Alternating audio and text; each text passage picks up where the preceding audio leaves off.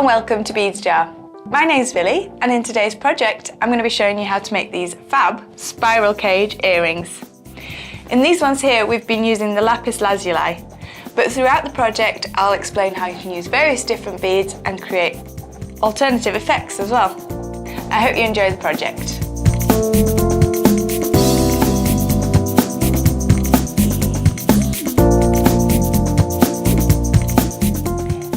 We have some of our silver plated 14mm wire spiral cages, and I'm going to show you some various designs that you can do with these and actually make them into earrings.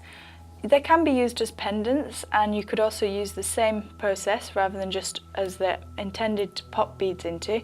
You can actually use a head pin and create an effect running through the spiral as well. Other ingredients I'll be using are some 3-inch head pins. We've got the silver plated fish hooks, obviously you could work with the sterling silver. I have some 8mm Lapis Lazuli beads and some 6mm Lapis Lazuli, and I've got this beautiful blue and silvery lustre O bead. To work with, I've got my side cutters, flat nose pliers and round nose pliers. So here we have just a selection to show you. So this is a longer of the spiral cages that I've pulled out, and as you can see the head pin's running up, and we've got the Lapis Lazuli mixed with the O beads. You can then go down, so this is actually shorter. So I've just chosen to stick with one size rather than going with the larger size lapis in the middle of that one. And you can also keep them really quite small if you want, depending on the intensity and depth you want to create with the spiral effect. So this one's just got the one lapis bead inside, and then to the side of the lapis we've got some crystals as well. So that really is up to you as to how large you want to spread out the spiral. I'm going to show you the medium size and how I've created this one.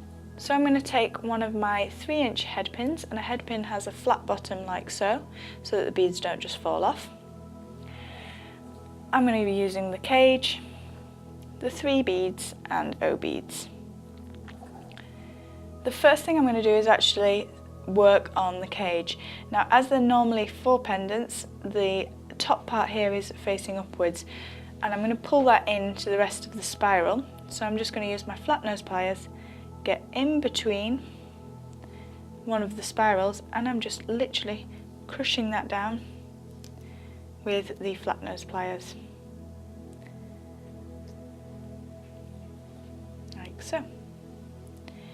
The other thing I want to do, so I'm just spun that round, is using my flat nose pliers again, I'm going to get to the side of the first loop and just gently bring that in. So I've just halved the width basically, so it doesn't just fall off the bottom of my pin, and I'll do the same again on the top. So just the top loop and gently squeezing that in.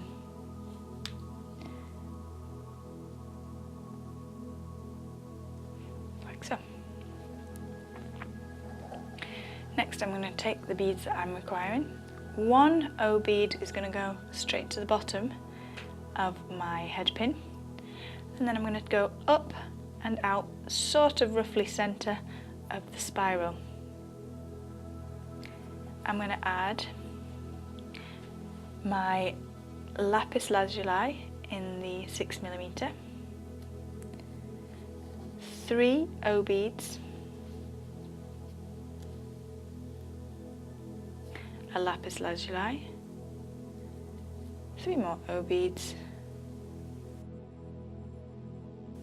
and the lapis. So you can see I've got the beads on the head pin. You kind of want to support that at the top, and you'll notice the beads have slipped into our cage, and I'm just pushing that wire down a bit, and we're going to pull the wire cage over the top of the head pin and up through the centre, and that traps the beads inside but gives you that fabulous spiral effect going around the beads. Finish that with one more O bead on top, and then get hold of your round nose pliers. Place the plier above the bead, so directly above the O bead, and then you're going to firm grip with your right hand, and we're going to push the pin away from us at a 90-degree angle. Releasing the grip on my pliers, I'm just going to move the position, so I've gone from here to on top, and with my finger now guiding this, I'm going to bring it over the top of my pliers, and now I'm just swapping to my thumb to bring that down towards my bead mat. What I've now created is a nice hook shape. I'm going to put my pliers into the hook and then wrap the excess wire around the neck of the head pin running through. So I'm just going to come round once, and as I do I'm spiraling down, so I've done 2, and just to make sure 3. So I've got a beautiful spiral effect with the wire going down. Take away that excess wire that we don't need, so with your side cutters, and you're going to get in as nice and close and tight as you can. Take away the excess wire there, and if you've got a tiny lip, you can use your flat nose pliers to just tease that in. I'm just gently pushing on that lip of wire so that we don't have any sharp edges. So that's the beads put into the cage, and just to finish that off with my ear hook. So I'm going to take the ear hook. The split on the ring is this side, so I'm supporting the neck with my thumbnail, so the neck of the ear hook, and I'm just going to grip one side of that loop, twist that open, hook the loop of my head pin onto it.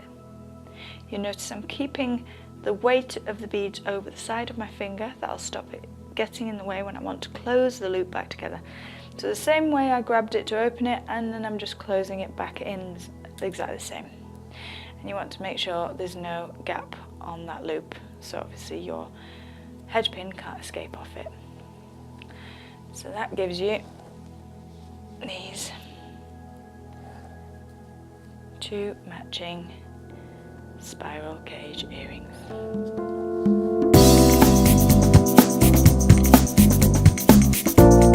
Thank you for watching our tutorial today. Give us a big thumbs up and subscribe to our YouTube channel, where you can see all of our latest designs and inspirational ideas.